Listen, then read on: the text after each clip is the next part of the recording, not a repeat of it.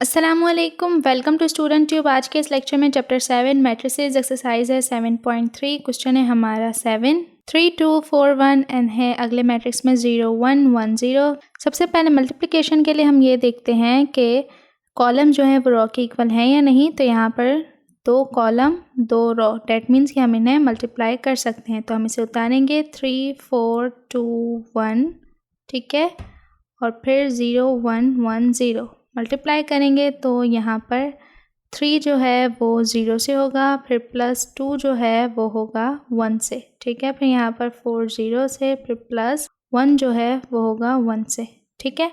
फिर यहाँ पर 3 हो गया 1 से, प्लस 2 होगा 0 से, फिर 4 होगा 1 से, प्लस 1 होगा 0 से, ठीक है। तो यहाँ पे 3 0 ज़ा 0 प्लस 2 1 ज़ा 2, 4 0 ज़ा 0 प्लस 1 1 ज़ा 1। फिर यहाँ पर 3 1 ज़ा 3, 4 1 ज़ा 4 प्लस 2 0 ज़ा 0 प्लस 1 0 ज़ा 0, ठीक है। सो आंसर क्या आया? 2 1 और 3 और 4, ठीक है आंसर। अगला सवाल करते हैं।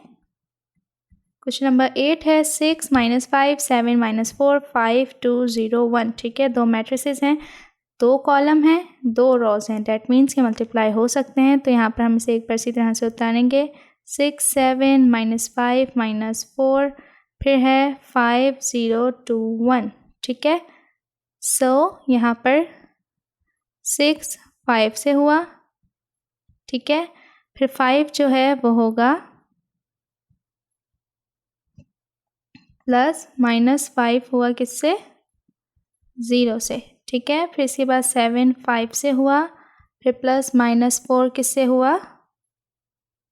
0 से, ठीक है। फिर इसी तरह यहाँ पर 6 जो है वो 2 से हुआ, प्लस -5 जो है वो हुआ 1 से। फिर यहाँ पर 7 2 से हुआ, प्लस -4 जो है वो हुआ 1 से, ठीक है।